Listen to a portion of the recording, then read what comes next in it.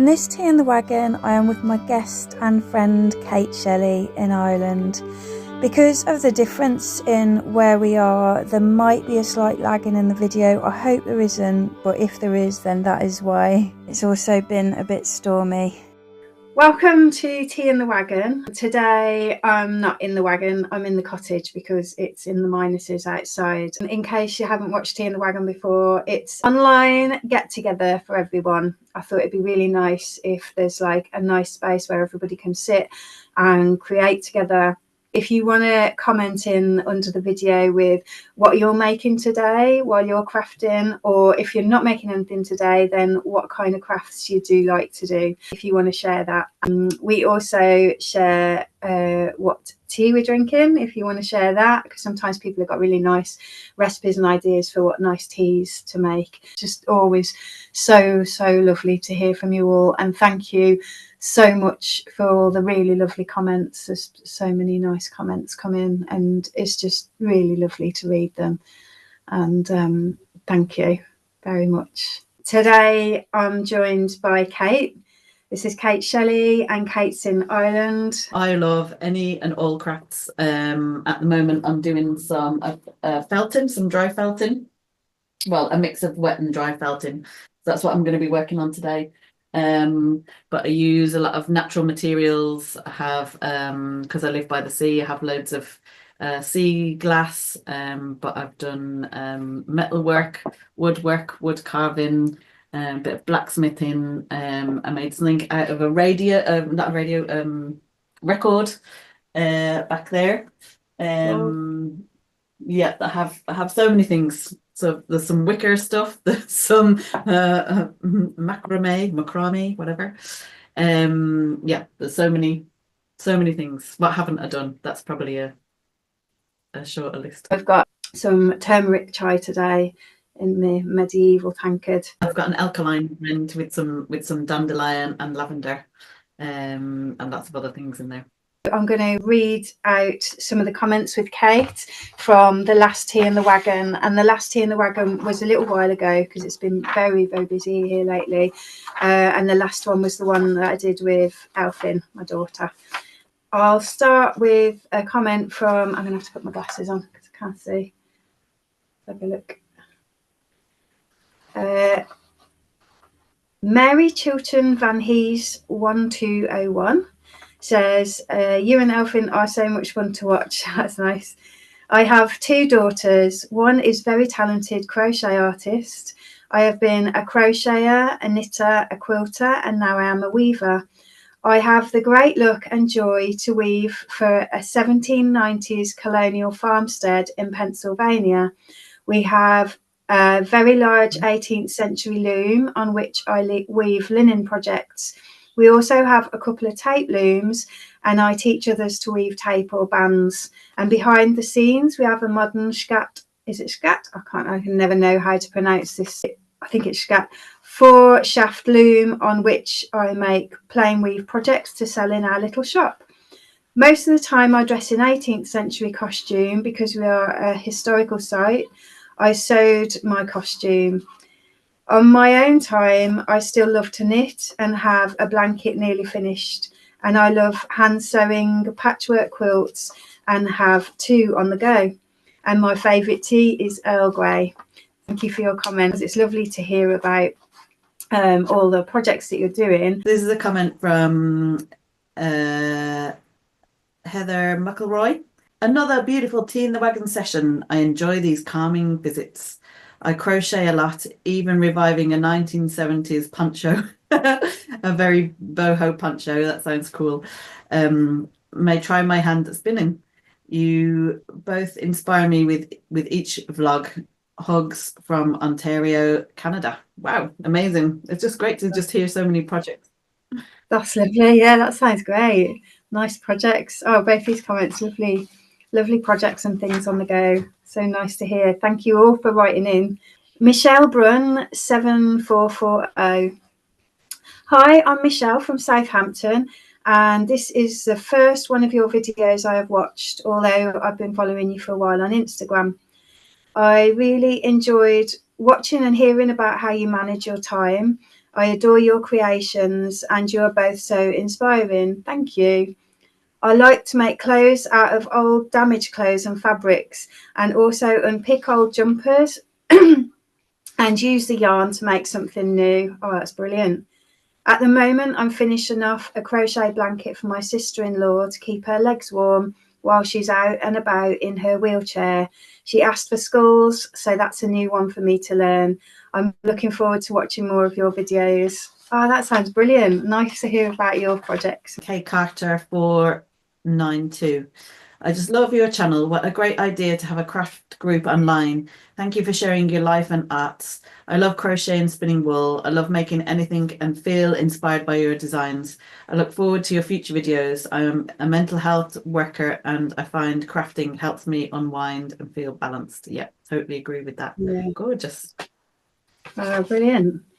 Wildflower Weaver. Oh, that's Isabel. Thank you for your lovely comment, Isabel. She says that she's watching this while having her morning coffee and working on one of her hand-woven bracelets. Thanks for sharing space. Oh, Isabel's weaving and bracelets is beautiful. Lovely to hear from you. Hawthorne Grove 3629. Hi, I'm Michelle from Tasmania, Australia. At the moment, my dye pots are bubbling. Ooh, sounds witchy. I have a pot of madder and alkanet cooking containing wool, silk scarves and cotton tapes. I'm also knitting a small cat stuffed toys for charity fundraising market. My daughter and I attended Tasmania's largest craft fair on Friday and demonstrated spinning with a group of spinners and weavers. Beautiful. Oh, lovely. Oh, brilliant. A world full of creative people. Yeah. Yeah, it's really, really lovely. It's my favourite bit, hearing from everybody and what you're doing. That's so nice. Oh, it's just really nice to know that the network goes out and everybody just can feel included all across the world. Can all get together through beautiful crafts and making nice things. It's great. It's nice, that togetherness feeling from it. I like that. I love doing the vlogs as well, but it's Tea in the Wagon's probably my favourite. I like having the connection with everybody. I thought we'd talk a little bit about how we met Kate, and I work it out as being at least 25 years ago that we met. So a quarter of a century. Yeah. Yeah. Well, I've been in Ireland for 22 years now, so it definitely is going to be 25 years, if not more. Maybe it's more than. It might be more than that. Maybe more. Yeah. And we met through dance, some Egyptian dance, and Kate took over the class. Actually started a new class in the place where I was living, and that's how we met, from going to Kate's class, which was so lovely.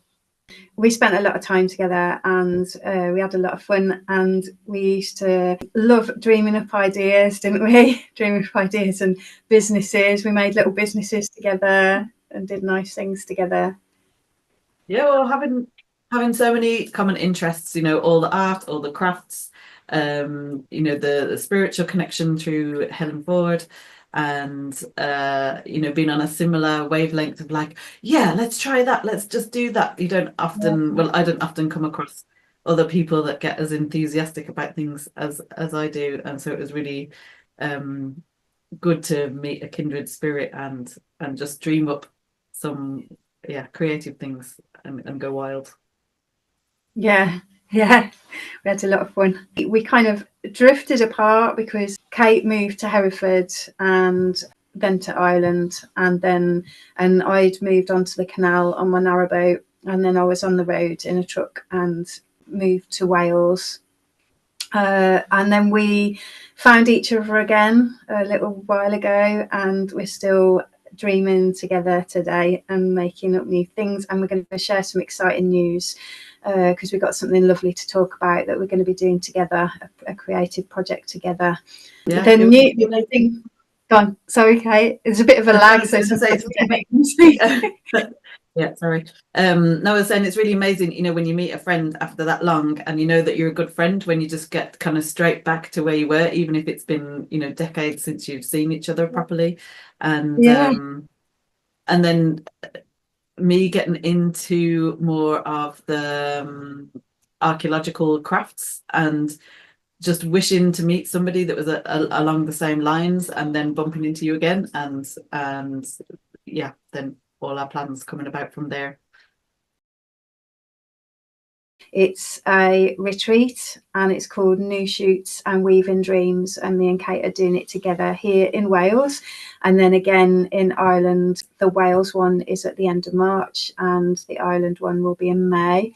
My part of it, I'll be doing ancestral crafting, ancestral skills through crafts. There'll be full tuition available for anybody that doesn't already spin and weave, or people can join in if you do already, because it's about togetherness. So even if you already spin and weave, it's like we're going to be spinning and weaving around the campfire, and that focus on crafting together like people did more so in ancient times. There's still guilds and there's still people getting together, but it's just not part of everyday life as much like it used to be, or even at all for a lot of people. It would be something that people do in their houses on their own more now.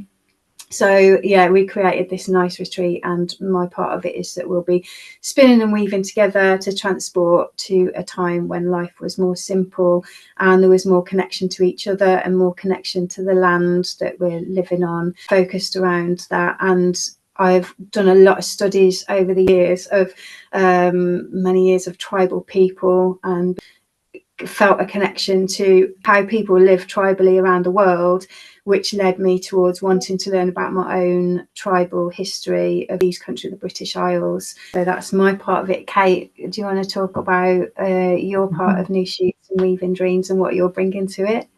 Yeah, whenever I hear you talk, I just get so excited, just because yeah, because it's just exactly my love, and the same as you, just wanting that connection to our ancestral roots, something that feels authentic, something that feels naturally magic, that has all that richness. The connection to all the materials, the connection to each other, like it just makes me so happy. So for me, I do shamanic healing, and through shamanism I have deepened my connection with the land and with people. For me, shamanism is all about relationships and living a more authentic, more indigenous life, where we would be more tribal, where we would hear the whispers of the river and the feelings of the plants, and everything has an interwoven feeling. And as you and I were talking about that interwoven feeling, there the retreat was born about weaving our own intentions, what we want ourselves into the weaving. So we have an emotional weaving and a physical weaving, and creating something beautiful. So I'm so excited to make it happen. Yeah, it's going to be brilliant. Yeah, that's lovely, and it all fits together so well, doesn't it? It all really bounces off each other and works together. Yeah, because it is together. And to go and visit ancient sites, go to the stone circles, and meet your beautiful sheep that are gorgeous, and like that, have the connection of, you have the relationship with your sheep. You love your sheep, you adore your sheep, you look after them so well, and then from there the wool, dyeing them with natural dyes. Again, I just have to stop myself. Partly part of it I do use that. I do use landscape dyes as well. I just always want to be really clear. Sometimes people might see the other colours and go, wow, she's got that with plant dyes. No, some of it is landscape dyes and some of it is plant dyes, and I mix the two. But yeah, the plant dyes is my favourite. I'll just outline quickly like what's involved in this that we're creating. So we'll be doing the crafts. That is for anybody, whether you already do these crafts or whether you're a complete beginner and never done it before and don't know anything about it. You'll be completely supported, and there's full tuition available for that. And then the intention setting we'll be doing with Kate, meditations and shamanic work. We'll be doing stories around the campfire and singing old songs and then reading telling old stories, which is something that even if we sing badly. Yeah, absolutely. It's just it's just a time to connect together, isn't it? However it comes out. And people around the campfire always just sounds good anyway. Yeah. If people come in to the retreat, don't have to take part in singing. You can just listen. You know, if you like that, you can just sit and listen if that's what you'd like to do, or you can join in. It's up to you. And we'll also be doing a beautiful spring equinox ceremony because it's on the spring equinox weekend. It's the 21st, 22nd and 23rd of March, this one coming. And we'll be visiting a Bronze Age stone circle, which is absolutely stunning, and the views are amazing. If you've seen my vlogs with there's quite often I'm at the stone circle in my vlogs. You can see the amazing panoramic views all around. It's just a beautiful, amazing place to go. Back to your work, Kate, I wanted to ask you, is there anything like sometimes, say somebody doesn't hears a word of shamanic work and might be nervous or scared, or like, well, what is that, and is it heavy, and what is it about, and doesn't know anything about it at all? How would you say that is to somebody who's never done it before and might be worried about like the word ceremony or shamanic work and things like that? Well, good that it's just open to all. It's open to people that have experience with it or not. And I just find it really beautiful work. It is the most ancient form of connecting in the spiritual way to the land. So I think it's something in our bones, in our DNA, and again, it's that sense of being able to connect in to our ancestors, even if you don't know anything about your ancestors. So it's a very simple process it's like a meditation but you're lying down and you just have a really steady drum beat. So I'll be drumming, and we'll learn to connect to each other, connect to the land where we are, about gratitude and relationships, and exploring relationships to ourselves, to spirit, no matter how you see spirit, because it's you connecting to what you your idea of spirit. So it's whatever spiritual background you have, it's open to everybody, and it's just really beautiful. I've experienced the most pure love, the type that people talk about when they've had those heightened spiritual experiences, where everything is just surrounded by love, where you're connected to everything, where you can feel part of the oneness, feel part of the world, just that connection with everybody and everything. And it's just made me more understanding. It's made me more aware of what's actually around, and it's given me a connection to my own history.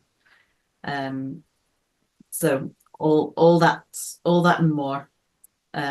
We'll also be doing some relaxation exercises, yoga nidra, though that's more of a relaxing meditation, just to let everything go, to reset and to connect in with the pure being that's inside everybody, because everybody has a pure center, and just learning to go with that and flow with that, which also opens up your creativity.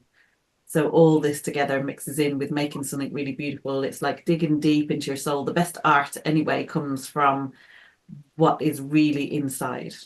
You'll make a really beautiful piece that will be meaningful, remind you of the pure being that you have to give, and you'll be able to take that home and be proud of that artwork forever. Yeah, that's why it doesn't matter as well with if somebody's had no experience before, or if you've had experience and you don't feel very confident in your creativity. It's all about finding confidence in the creativity of what we're doing together. So it's not about, and I don't know how to put it into words, it's not about an outer thing, it's about an inner thing. and it can't be wrong. Like, you can't do it wrong. It's just not possible. It's like, you know, I mean, it's so beautiful. You know, Whatever happens, it's all so Yeah. beautiful. yeah. And it's like everybody's unique way of doing it is their own expression of themselves, and that is special. Each one is special in its own right, and really beautiful. And so it's an environment where that kind of judgment of the outer is not there. It just won't be here in this retreat, and it never is in any of my work. It's all about enjoying the process and creating something that's unique and beautiful to you, Authenticity. to you, like from your soul. Yeah. So that's why we work so nice together, isn't it? It's all supporting each other, the crafts and the Kate's work and what we're all doing together. Separating, isn't it, from that, like, kind of coming away from any outer stresses and all the things that kind of pile on in the modern world, and just stripping right back into what you actually truly want, what you truly desire, and all that. Yeah, That's your authentic being, your authentic joy, the authentic connections, the authentic relationships, all of those things, you know, reawaken all of that, bring it all together, put it all into our big melting pot, and see what comes out of it. And that's always something different to what you think in the first place. So it's really nice just to go and explore all those ideas.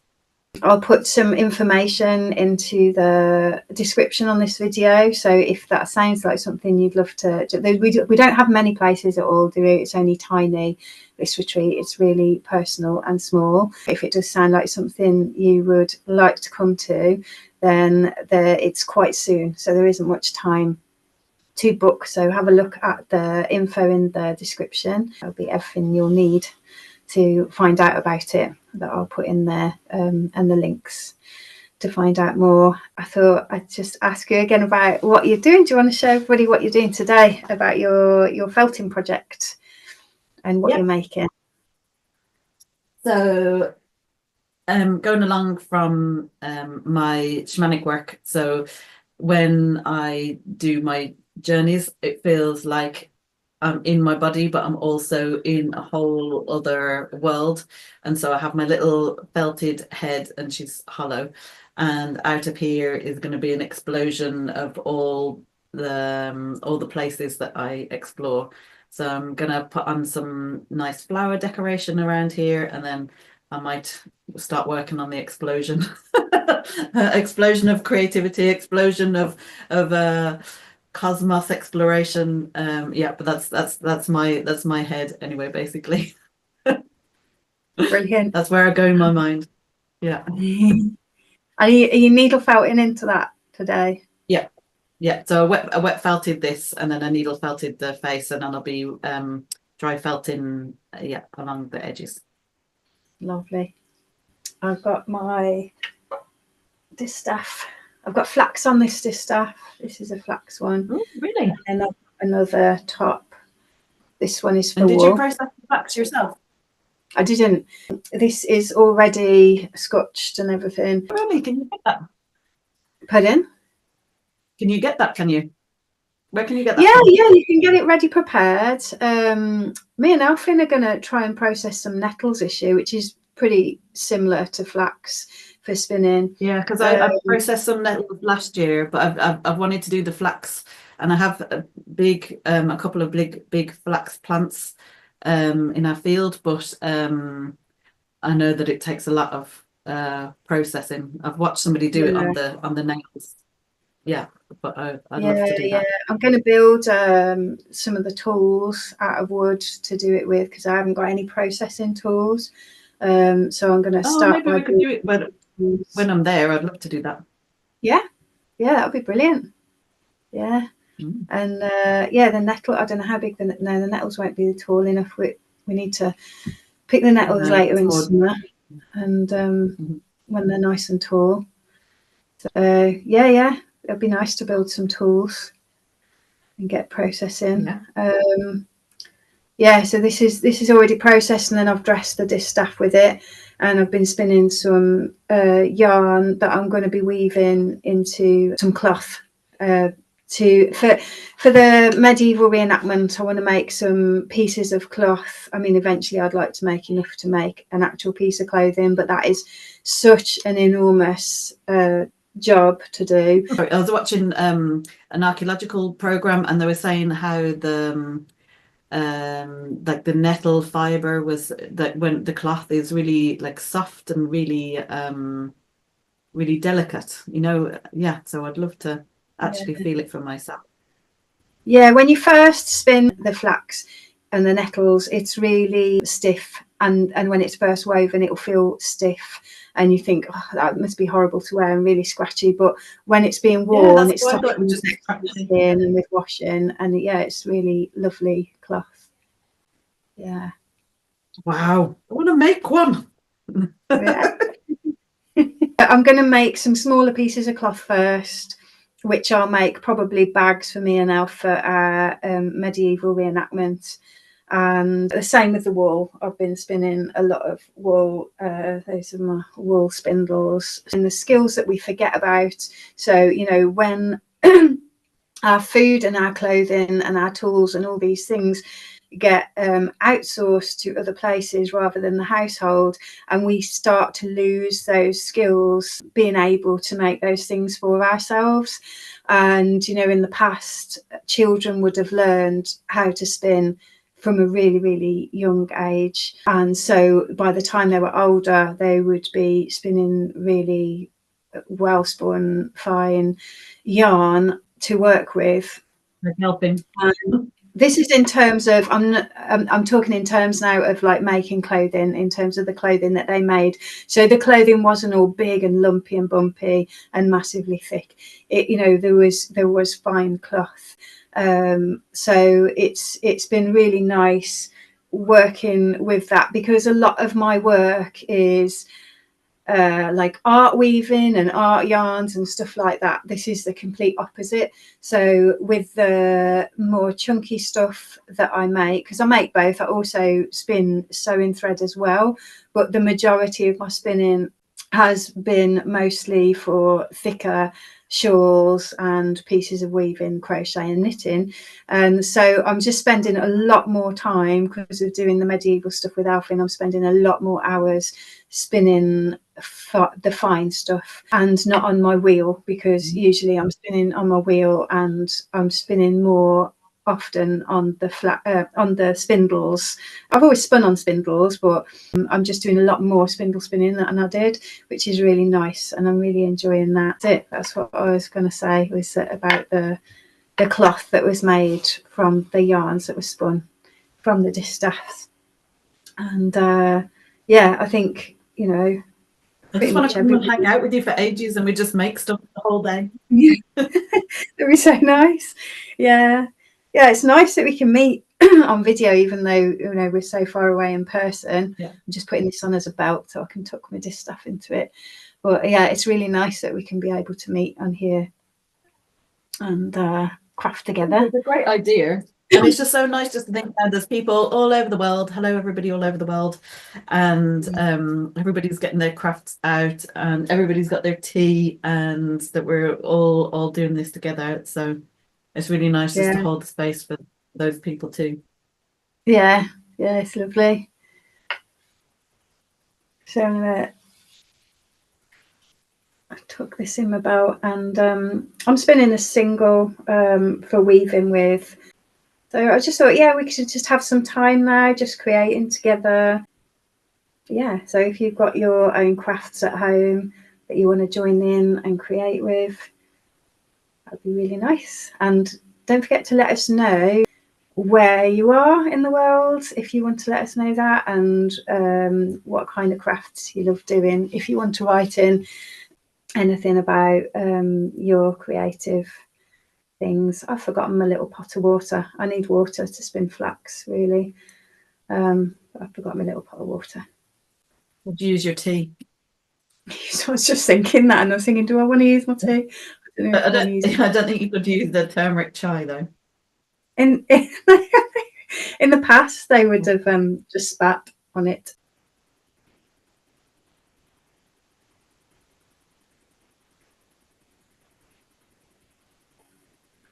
Do you want to just say whereabouts people can find you and your work online if they want to find out a bit more about, because you also do readings as well, don't you? Do you want to talk about your other work that you do while we craft? Yeah, sure. Like what you're doing when you're not doing the retreats and stuff, like yeah. So people can find me online. My website is lifemanualreadings.com, and Life Manual Readings on Instagram as well, and they'll have all the details about all the things that I do. So the writing, the dancing, the healing, readings, working. I'm just beginning to train to help people with trauma. That's going to be a 3-year course, but it's just finding ways to integrate the healing and for long-lasting healing, she says, while stabbing somebody in the head.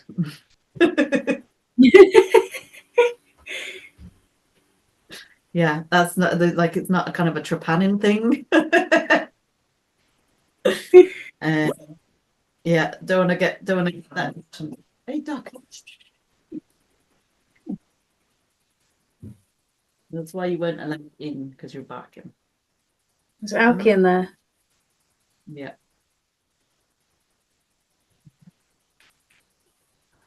Alki's Kate's little dog. She's really sweet. Yeah. Little fluffy sweet thing. You know, she's giving me the eyes. Like, you wouldn't let me in the room. No. You know. Because you're a bit noisy. Yeah. I've got some other things that I'm going to share in a video soon. I'll probably put it into a vlog, or it might be on the next Tea in the Wagon, of some of the, I've got this stuff in my face, hang on, of some of the things that me and Elfin have been making for the medieval. Making really cool stuff. Amazing. Thank you. Yeah, we've had to try and put together some things for our clothing to wear when we're doing the living history. So I've had to make belt bags and little bags to hold our craft tools and things like that. I've even made some craft tools as well. This spindle, I haven't made this one. This one's from Niddy Noddy UK, but I've made a hedgerow spindle as well, because I'm going to be doing some Iron Age stuff. So I wanted to make another spindle, make some spindles myself. Can never have enough spindles spinning like this. And some clay walls. I've made some clay walls as well to use. That's a bit, if you don't spin, that's that bit. This is the wall, WHORL. And which way is it? That's way. This is to put on the bottom of the spindle to weight it. So what you see often now, I'll just get one, is these kind of, actually not these kind of spindles. This is from Galena, Carry Cherry, that's her company, Carry Cherry, and it's got an actual little, you see, I've shown this before on Tea in the Wagon when Pamela was with me. Let's see if I can get it off. There we go. It's got, actually, it's genius. I love it. It's got an actual little bobbin on the top of the spindle. But usually, if you imagine that's not a bobbin and it's just one disc, usually you see drop spindles and it's just a disc. So like pretend that top bit's not there. I'm going the wrong way all the time. And it's just got a disc on the shaft of the spindle.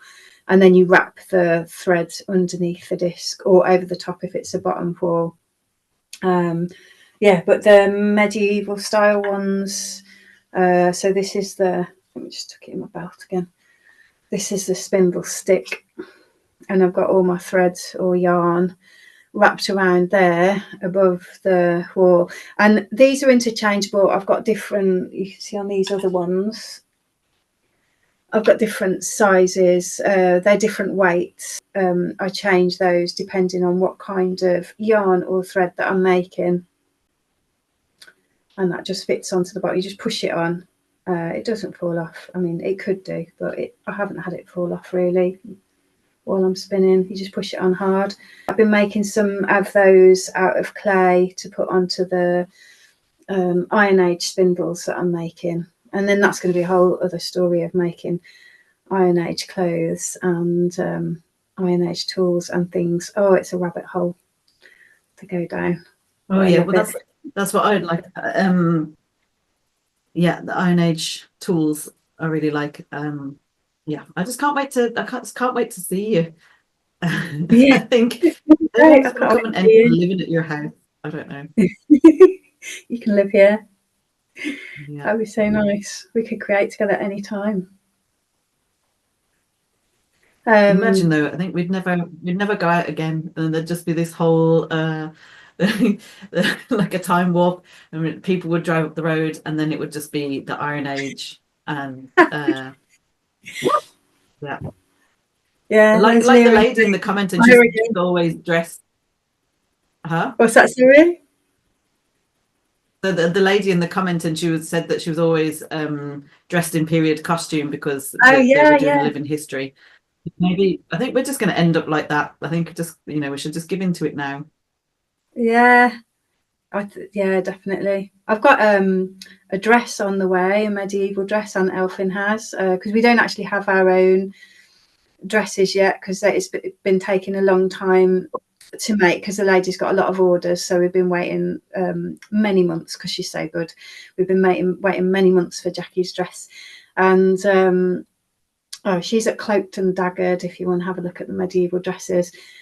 But when we'll be getting it in March, sometime in March, and I can see me never taking it off. I'm just going to be in medieval clothes all the time because they're so beautiful. Maybe that's what we should do. Look, no, see, this is how our ideas start, right? Like, maybe that's what we should do. Maybe we should just commit to a year of living in the Iron Age. And I'm like, did you see the programmes? The last one, this is how I really got into it, actually. This is what sparked me the most, was this programme. I don't know if anybody watching remembers this or saw it. And I don't know if it was only on, I'm assuming it was only on in the UK, but it might have been on in other countries as well.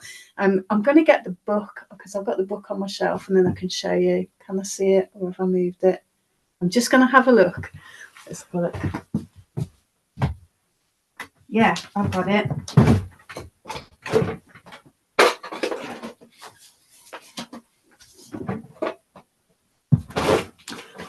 This is the book. Oh, I haven't shown a book today, so this is good. I've got a book to share. Surviving the Iron Age. And this was a project that was done in, I've got a feeling it was about 2000 or 2001, something like that. And they had a group of people, all the people that applied to go on the programme. It was on television, BBC. It was on the BBC. Oh, I saw that. I saw that. Did you see it? And and they all lived for, I don't know how long they had them there for that time, but they lived for a while as Iron Age people. And it was all set at Castle Henclis, which is it's on the outskirts of Cardigan in Wales. And that you can actually visit that place. It's really beautiful. These roundhouses are still there. They won't be the same ones, probably. They will have had to rethatch and stuff like that. So it'll be a bit, it's basically the same. They have to maintain the buildings and rethatch every so often. And very dark and very smoky. Pardon? Very dark in there and very smoky. I always wanted to live in one until I went into one, and it was just so dark and smoky. But then I suppose you're outside most of the time. But then I don't know. In Ireland and Wales, it's just wet a lot. I don't know. Yeah. I really like it, and I love the feel of them. I love roundhouses, being inside them. It feels really cozy and beautiful. We put if you haven't seen it and you want to see, I put a video on a while ago. If you look down our videos, you'll see a visit to Butser Ancient Farm down south. I think it's on the South Downs. We went down south of England. It's in England. And there's some roundhouses on that video. I don't know what I called the video though. I'll put a link to it in the description of this video if you want to see inside some of the roundhouses there. I did this at this Iron Age village, but my favourite one, and sometimes it's on the internet, like on YouTube or something like that, and sometimes it's not. It kind of disappears and then comes back. This one I can't find an episode of anywhere online, and I've been looking for years. This Iron Age one, my favourite one, which I was saying is sometimes on YouTube and sometimes not, is the one when it was in the 1970s. And it's some of the people in the 1970s, one of the parents of some of the people that are in this one. And that experiment was phenomenal. They literally lived there for more than a year on site, and they didn't just move into an Iron Age village like this one. They had to build it. I mean, it was just really, really hardcore. They had to live in tents. I mean, tents in the 1970s weren't like tents now, and they had to live in these tents in, I think it was one of the wettest winters for a long time, and they had to live like that while they were building their roundhouses to live in. And that's a brilliant series. If you can find that online, that's really interesting. But yeah, anyway, that's how I got into it through those programs. Got interested in it. Yeah.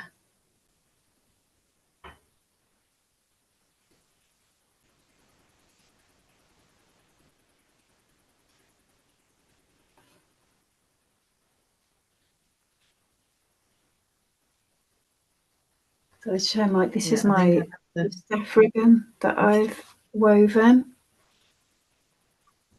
This is one thing. This is what Elfin was teaching me to do. I did it on her tablets, backstrap weaving with the tablets.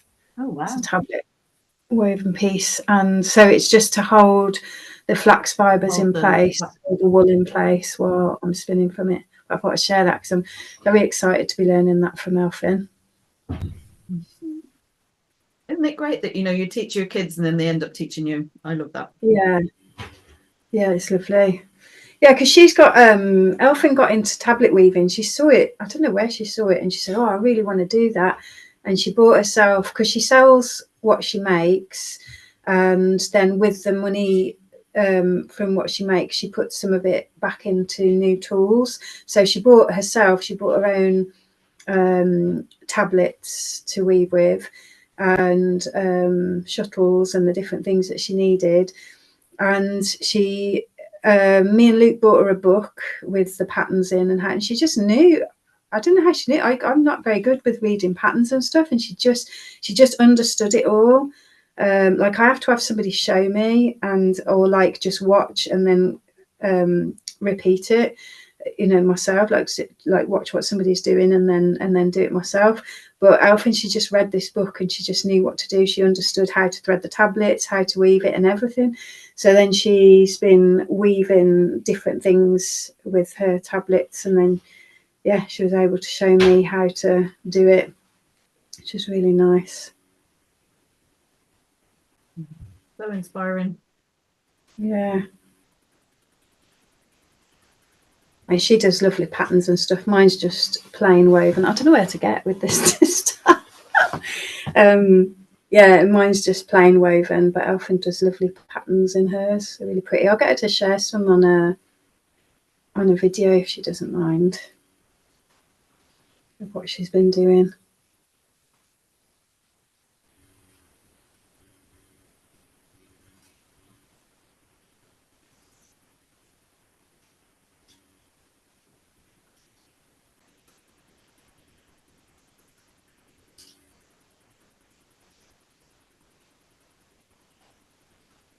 I don't know how long we've been recording for, but I think I'll finish recording now, just so that I can definitely fit it all onto a video. And we'll post. I've got a video that I've put together for the weekend with some information about it. So I don't know, I might have already put that out before this tea in the wagon, or I might do it the other way around and put the video out afterwards. But it'll probably be in short form on the shorts. If you want to search on the shorts, if you want to see the little video about the me and Kate's retreat in Wales. And yeah, if you want to find it and see it, it's a nice video, and it's got lots of scenery of the local area and things like that, things around this place, and the sheep are in it and stuff. So yeah, if I can, I'll try and edit it onto the end of this video, but I don't know if I'm going to be able to do that. But yeah, if you check on shorts, you'll be able to see it. And me and Kate will be back with more information about our work in Ireland. And if you decide you'd like to come to the one in Wales in March, that's really soon, and it'll be lovely to spend the weekend with you if you'd like to come. It'll be lovely. It's going to be a great weekend. And yeah, so thank you, Kate, for joining us on Tea in the Wagon today. Thank you. Thank you, Who knows everyone. what we'll have had streamed up by the next one? Pardon? What's that? Who knows what we'll have streamed up by the next one?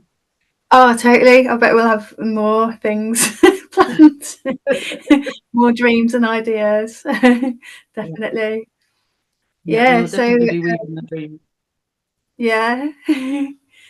Yeah, write in if you want to, and say what you've been making today, or whenever this goes out, and what you're making while you're watching, or what you like to make. We'll see you soon. Bye, everyone.